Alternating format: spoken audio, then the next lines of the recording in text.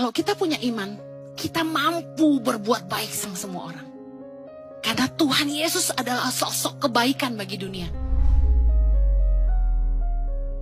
Orang yang hidup dalam iman itu pasti hidup dalam kebajikan. 2 Petrus 1, kita lihat sama-sama firman Tuhan, ayat yang kelima. Justru karena itu, kamu harus dengan sungguh-sungguh berusaha. Wow, udah kata sungguh-sungguh, berusaha lagi. Baca sama-sama. Untuk menambahkan kepada imanmu apa? Kebajikan. Dan kepada kebajikan, pengetahuan. Ayat 6. Dan kepada pengetahuan, penguasaan diri. Kepada penguasaan diri, ketekunan. Dan kepada ketekunan, kesalehan. Dan kepada kesalehan, kasih akan saudara-saudara. Dan kepada kasih akan saudara, kasih akan semua orang. Wow, levelnya paling tinggi kasih. Kasihnya itu pertama kepada saudara seiman. Yang paling tinggi kasih kepada semua orang. Kayak Tuhan kasih saya ayat Galatia 6 itu. Berbuat baik kepada kawan-kawan kita seiman. Terutama, tapi kepada semua orang. Saya percaya bahwa kalau kita punya iman, kita mampu berbuat baik sama semua orang. Karena Tuhan Yesus adalah sosok kebaikan bagi dunia. Bagaimana Anda mau menceritakan kasih Tuhan kepada orang kalau Anda sendiri tidak baik? Ibrani 13 ayat 16. Dan janganlah kamu lupa berbuat baik dan memberi bantuan. Kenapa?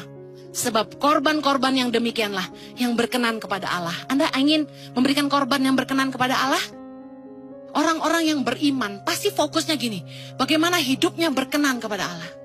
Orang yang beriman pasti akan selalu bertanya, apa yang dia bisa lakukan untuk menyenangkan hati Tuhan? Dan yang menyenangkan hati Tuhan, korban yang harum yang berkenan kepada Tuhan, salah satunya adalah ketika kita berbuat baik. Ketika kita peduli orang lain.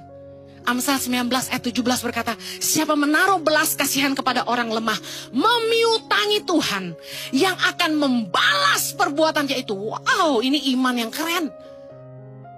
Ketika kita naruh belas kasihan buat orang lemah, kita percaya yang balas bukan mereka, yang balas Tuhan, itu iman.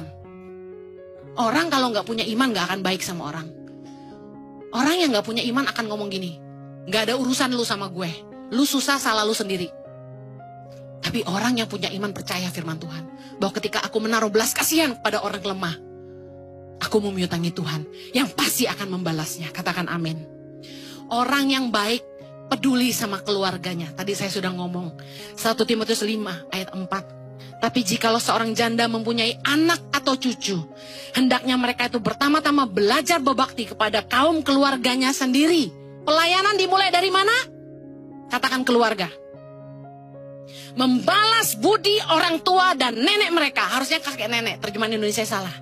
Karena itulah yang berkenan kepada Allah. Sekali lagi, apa yang berkenan kepada Allah?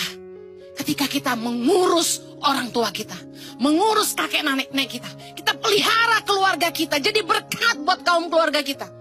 Apakah Anda peduli sama adikmu, sama kakakmu, keponakanmu, orang tuamu? Kalau Anda lebih diberkati dalam keuangan, jangan diam. Jangan tidak peduli. Saya lihat banyak orang yang kaya tapi tidak peduli sama orang tua, tidak peduli sama adik kakaknya. Adiknya susah, dihina. Kita tidak boleh gitu. Kalau kita punya kasih, kita harus peduli. Anda peduli, buktikan keluarga nomor 1.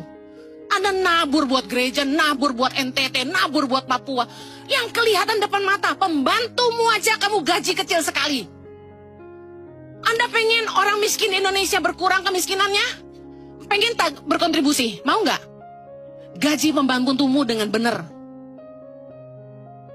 Jangan kecil. Masih 800.000 gaji pembantu hari gini. Masih 1,5 juta. Yang benar aja. Mereka nyekolahin adik. Mereka perlu ngasih makan orang tua.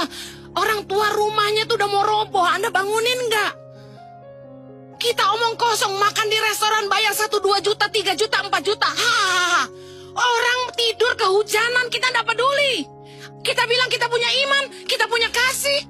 Mari. Gereja Tuhan bangkit. Mari jadi seperti Yesus.